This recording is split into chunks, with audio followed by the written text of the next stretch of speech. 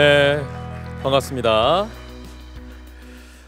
저출산 정책 권역별 순회 토크 콘서트 1회차 진행을 맡은 KBS 아나운서이자 윤슬이 아빠 김한별입니다. 반갑습니다. 이 자리는요, 저출산 극복과 행복한 육아를 위해서 꼭 필요한 아빠 육아, 남성 육아, 아빠들이 함께하는 함께 육아에 대한 얘기를 나누는 시간입니다. 먼저 치과 의사이자 다양한 방송 활동으로 인기 있는 분이죠. 민재 아빠이기도 합니다. 닥터 테이너 김형규 씨입니다. 여러분 박수로 맞아주십시오.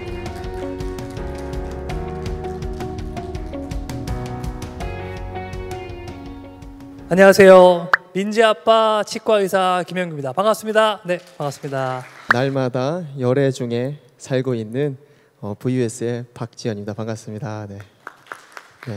안녕하십니까. 아빠 육아로 달라지는 것들의 저자 파일럿 데디 이상범입니다. 반갑습니다. 자, 마지막으로 육아의 신, 국민 육아 멘토시죠. 육아 전문가 오은영 박사님 모시겠습니다. 아이에게 있어서 아버지란 어떤 존재이고 어떤 의미인지를 우리가 함께 이야기를 나누고 함께 많이 생각해보는 그런 소중한 시간이기를 바랍니다. 감사합니다. 반갑습니다. 네, 정말 좋은 시간 만들어갈 수 있었으면 좋겠습니다. 자, 그리고 오늘 참석하지는 못하셨지만 누구보다 많은 관심을 갖고 계신 분입니다. 보건복지부 박능후 장관님의 축사 영상이 준비되어 있거든요. 그 영상 보고 계속 얘기 나누도록 하겠습니다. 안녕하십니까. 보건복지부 장관 박능후입니다. 제1차 저출산 정책 톡 콘서트 그렇게 아버지가 된다 톡톡 육아빠에 참석해 주신 여러분을 환영합니다. 남성 육아를 시작으로 워킹맘 및 경력 단절 여성, 2030 세대 비혼주의, 자녀를 두지 않는 맞벌이 부부까지 총 4차례에 걸쳐 전국을 순회하며 소통을 이어갈 예정입니다. 직접 육아에 참여하는 아버지들이 함께한 이 자리에서 여러분의 경험을 바탕으로 한 허심탄회한 이야기가 나누어지길 바랍니다. 자, 저희 이제 본격적인 얘기를 좀 나눠보도록 할 텐데요. 먼저 화면을 잠깐 봐주시겠습니까? 자, 화면에 여러 단어들이 떠 있습니다. 프렌디, 육아빠, 라떼파파, 스칸디데디, 굉장히 익숙한 단어들이실 텐데요. 그 사회적인 인식, 아빠 육아에 대한 사회적 인식은 좀 어떤 편입니까, 박사님? 이 저출산의 문제를 좀 해결하려면 몇 가지를 좀 고려를 해봐야 되는데요. 가장 중요한 문제는 사실 여성들의 바깥 활동이 굉장히 많아졌는데 현실적으로는 임신을 하면 회사를 그만두라고 압박도 사실 있는 것도 사실입니다. 육아에 부담이 많고 이걸로 인해 경력이 단절되고 그렇다면 여자들은 출산을 하는데 굉장히 부담을 느낄 그럴 수밖에 없습니다. 그래서 더욱이 함께 육아가 너무 중요하죠. 네. 하지만 아빠들도 육아 혹은 육아휴직을 하기까지 고민도 많고 고충도 많습니다. 마음만 먹는다고 될 수 있는 건 아니니까요. 그래서 그 아빠들의 고충을 좀 들어보려고 합니다. 이상범 씨, 고충 많으셨을 텐데 어떠셨어요? 제일 먼저 눈에 밟히는 것은 동료들이었습니다. 회사에서 저의 역할이 있고 해야 될 일이 있는데 제 빈자리가 채워지지 않은 상태에서 제가 육아휴직을 한다고 나가면 그 일들이 고스란히 선배, 후배, 동료들 이렇게 넘어가거든요. 제가 육아휴직을 할 때만 해도 한 달에 제가 받는 돈이 50만 원이 채 되지 않았어요. 아내가 일을 했지만 프리랜서라서 일정치 않았기 때문에 그런 어려움들이 있어서 모아둔 돈으로 이렇게 육아휴직을 했던 경험이 있었고 이런 것들이 조금 어려움이었던 것 같습니다. 이게 저희만의 욕심이 아닐 수 있으려면 아무래도 많은 지원이나 노력들이 필요하지 않을까 싶습니다. 그렇다면 이렇게 육아와 일 사이에서 고민하다가 어쩔 수 없이 일을 선택해야 되는 이 상황, 박사님께서는 어떻게 보세요?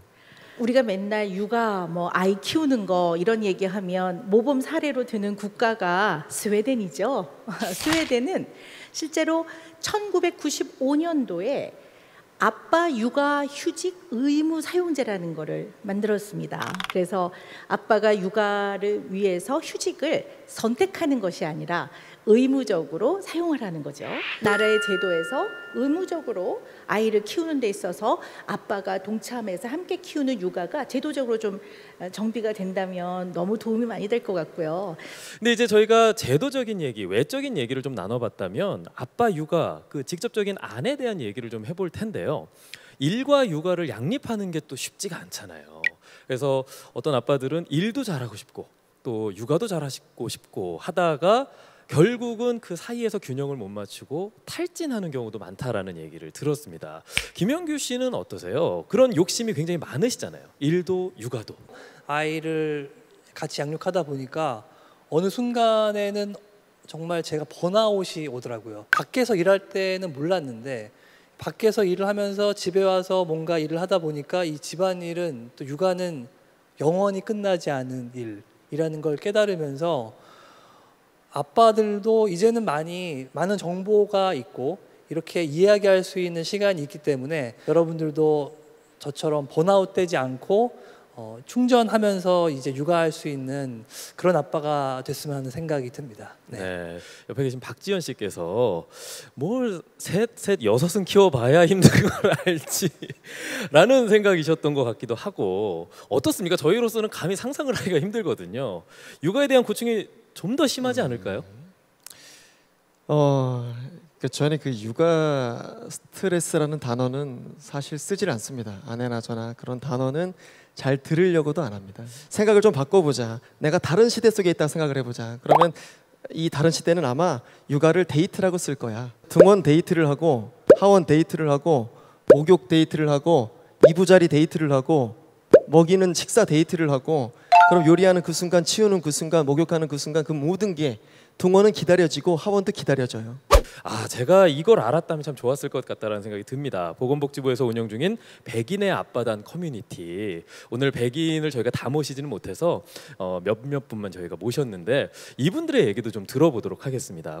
애 셋을 보는데 여기 계신 분들처럼 너무 막막한 거예요. 어떡하지 할 때 백인의 아빠단을 만났어요. 어떻게 놀고 아이들하고 어떻게 관계하고 아이들의 마음을 어떻게 이해할 수 있는지 되게 신이 나더라고요. 이제 어떻게 놀아주는지가 참 고민일 텐데 백인의 아빠 멘토 그 노하우들을 저희가 좀 습득해 보는 것도 좋은 방법일 것 같습니다. 말씀 잘 들었고요. 네. 자, 두 번째 질문 만나보겠습니다. 우리 박사님께 좀 여쭤보고 싶은 게 뭐냐면 이렇게 부부가 스타일이 조금 이렇게 다른 상황에서 이런 일상을 어떤 방식으로 접근하는 것이 좋은지 사실 그게 처음 좀 궁금하고요. 네, 어쩌면 자녀를 키우는 모든 부모가 좀 고민해봐야 되는 아주 좋은 질문인 것 같습니다. 의견이 다를 수는 있지만 의견이 다를 때 제일 중요한 거는 우리가 아이를 건강하게 성장하는 돕는 게 과연 무엇일까? 우리 아이는 어떤 특성을 갖고 있는 걸까? 얘가 왜 그럴까?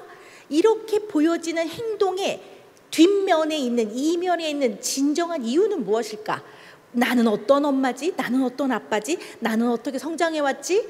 이걸 가지고 아이를 가장 중앙에 놓고 돕도록 의논을 하는 과정이 필요합니다. 자, 저희가 이렇게 얘기를 나누면서 저도 많이 배우고 있고요. 또 많은 아빠들 그리고 엄마들도 많이 배운다라는 생각을 듭니다. 그래서 여기 나온 아빠들도 분명히 육아휴직 혹은 육아를 하면서 얻은 게 많을 거라는 생각이 들거든요. 저는 아빠 육아휴직을 통해서 얻은 거는 아빠 육아의 필요성 그리고 당위성입니다. 아빠 육아는 아내를 위해서 아내의 그런 고통을 분담해야 하는 차원에서 반드시 필요하다고 생각을 하고 그런 시간을 통해서 아내들은 다시 리프레시하고 힐링할 수 있는 시간을 얻을 수 있고 그를 통해서 육아를 좀 더 앞으로 더 잘할 수 있는 그런 에너지를 얻을 수 있다고 생각을 합니다. 말씀하신 대로 무조건 필수가 돼야 되는 게 맞고요. 그래야 그것이 가정의 선순환이 되는 거죠.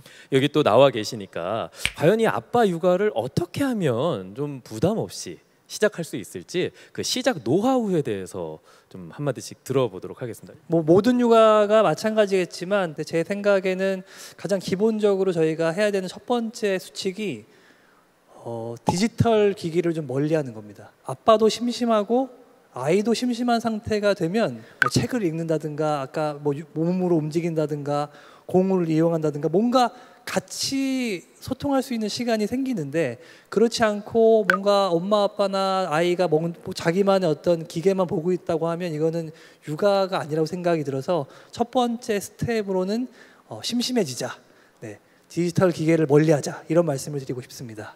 자, 이제 박사님께 저희가 좀 마지막으로 여쭤보도록 하겠습니다. 이 아빠 육아 활성화를 위해서 많은 것들이 필요할 텐데요. 가장 중요한 그리고 제안하고 싶으신 한마디가 있다면 어떤 게 있을까요? 일단 먼저 한 공간에 있으면서 뭘 자꾸 해주려고 하지 말고요.